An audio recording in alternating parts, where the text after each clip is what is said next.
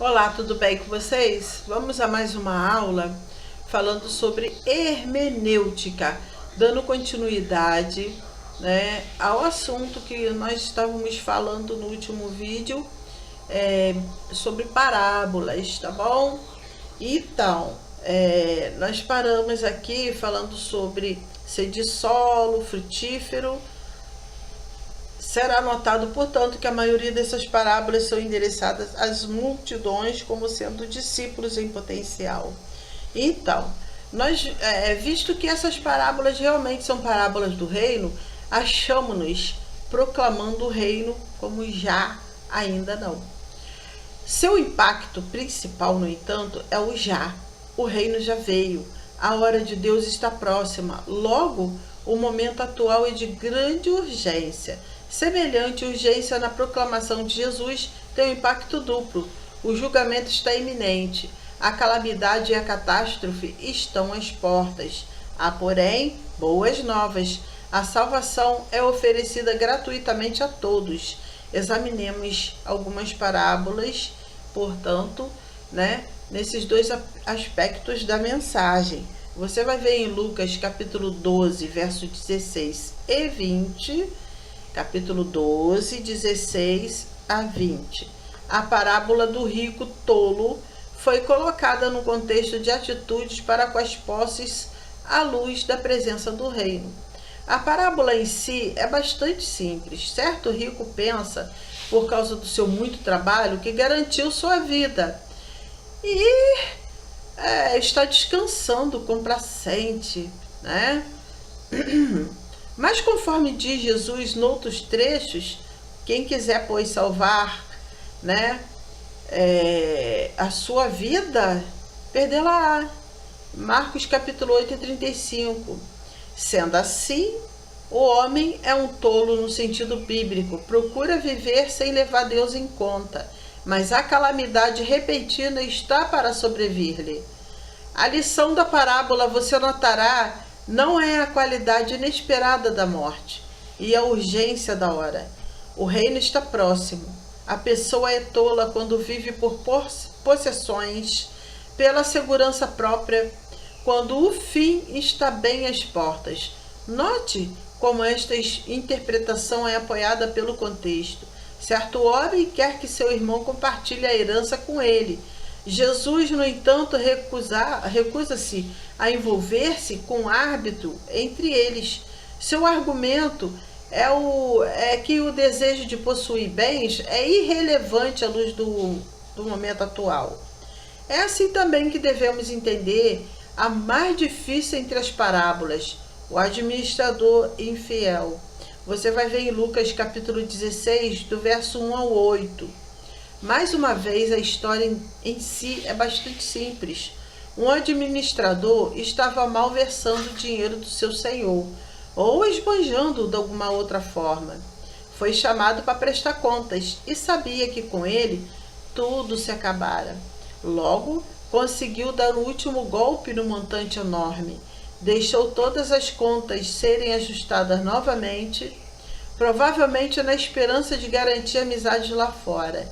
O impacto da parábola, e a parte que a maioria entre nós tem dificuldade em tratar também, é que os ouvintes originais esperam desaprovação.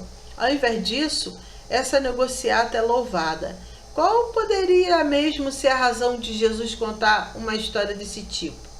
Mas provavelmente está desafiando seus ouvintes com a urgência da hora.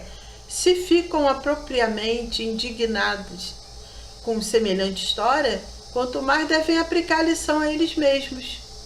Estavam na mesma posição que o administrador que via a calamidade iminente, mas a crise que ameaçava eles era incomparavelmente mais terrível.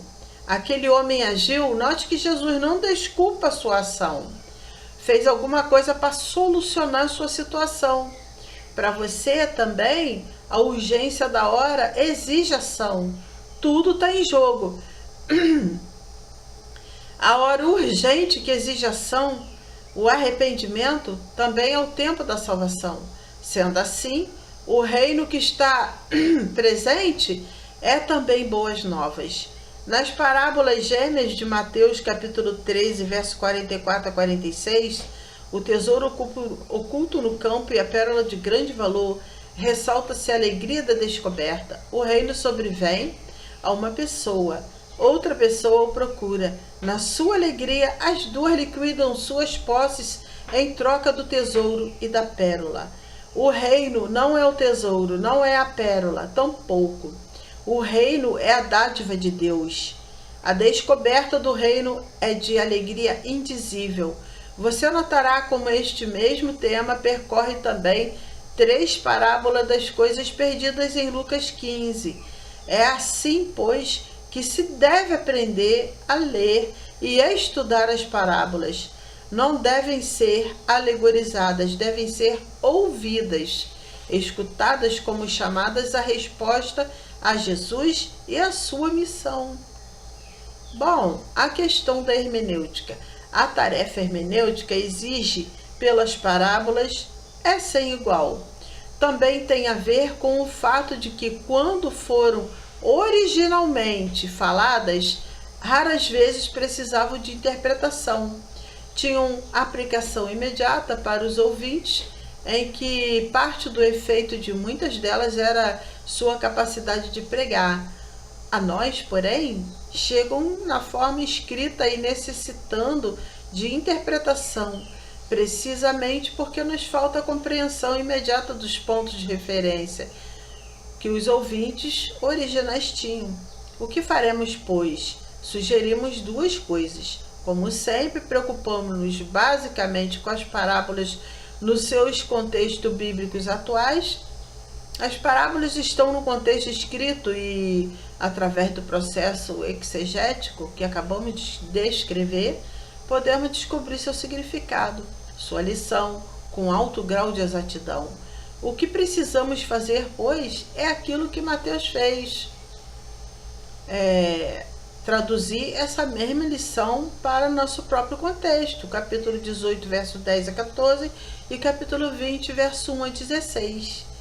No caso das parábolas em forma de história, podemos até experimentar narrar de modo novo a história, com novos pontos de referência, de tal maneira que nossos próprios ouvintes possam sentir a ira ou a alegria que os ouvintes originais experimentaram. A versão que se segue da parábola do bom samaritano não é defendida como sendo inspirada. Esperamos que ilustre uma possibilidade hermenêutica. Como auditório, pressupõe uma congregação protestante bem vestida de classe média. Uma família de indivíduos desgrenhados e desleixados estava desamparada ao lado de uma autoestrada no domingo de manhã. Estava obviamente aflita. A mãe estava sentada numa mala já muito gasta, os cabelos a pentear, as roupas mal arrumadas, com os olhos parecendo de vidro, segurando uma criancinha mal cheirosa, com pouca roupa, e chorando. O pai, a barba por fazer, usando macacão, com um olhar de desespero, enquanto procurava dar conta de mais 2 crianças. Ao lado deles havia um automóvel já surrado até as últimas, que obviamente acabaram de entregar os pontos. Pela estrada fora veio um automóvel guiado pelo pastor local, estava indo para a igreja. E embora o pai de família fizesse sinais frenéticos, o pastor não poderia deixar os paroquianos esperando, de modo que fez de conta que não via a família. Dentro em breve, veio outro automóvel e mais uma vez o pai acenou freneticamente, mas o motorista era presidente do clube dos negociantes da localidade e estava atrasado para uma reunião em nível estadual dos presidentes do clube, numa cidade próxima. Ele também agiu como se não estivesse visto e manteve os olhos fitos na estrada em frente. O próximo carro que passou era guiado pelo ateu local, que não media palavras contra a religião e nunca pusera pé numa igreja em toda a sua vida. Quando viu a aflição da família, levou-a para o hotel local, onde pagou uma semana de estadia enquanto o pai procurasse um emprego. Além disso, pagou as despesas para o pai conseguir um carro para procurar serviço e deu à mãe dinheiro para comprar alimentos e roupas novas. Um dos autores experimentou fazer isso em certa ocasião. A reação assustada e zangada deixou claro que seus ouvintes escutaram a parábola pela primeira vez na sua vida. Você notará quão leal ao contexto original ficou sendo este modo de contar a parábola. O protestante evangélico estava pensando, naturalmente, no que diz respeito ao pastor e ao presidente do clube. De certo, alguém do seu próprio grupo viria em seguida. Afinal das contas, sempre falamos do bom samaritano como se os bons samaritanos fossem pessoas mais respeitadas. Nada, porém, seria mais ofensivo para o bom frequentador da igreja do que louvar as ações de um ateu, que é naturalmente a situação em que estava o intérprete da lei quando a história foi contada pela primeira vez. Essa aplicação talvez seja um pouco forte para alguns e insistimos em que você averigue que fez sua exegese com muito cuidado antes de experimentá-la. Nossa experiência, no entanto, é que a maioria entre nós tem um conceito alto demais de si mesmo, e renarrar algumas das parábolas de Jesus ajudaria a revelar nossa própria falta de perdão. Leia em Mateus capítulo 18, 23 e 25, ou nossa zanga contra a graça quando queremos que Deus seja equitativo. Você vai ver em Mateus capítulo 20, do verso 21 ao 16. Ou nosso orgulho por causa da nossa posição em Cristo, em comparação com a turma dos malandros. Lucas capítulo 18, verso 9 a 14. Não sabíamos se devíamos rir ou chorar quando ouvimos dizer acerca de um professor de escola dominical que, depois de 1 hora de instrução excelente sobre essa última parábola, em que explicara eficientemente os abusos do farisaísmo, terminou em uma oração de modo bem sério. Graças a ti, Senhor, que não somos como os fariseus nessa história, e tínhamos de lembrar um ao outro que não devíamos rir demais, a fim de que nossas risadas não dissessem: graças a ti, Senhor, que não somos como aquele professor da escola dominical. Amém? Nós vamos parar por aqui. Até a próxima aula, se Deus quiser. Faça um bom proveito. Deus abençoe e esteja com todos em nome de Jesus.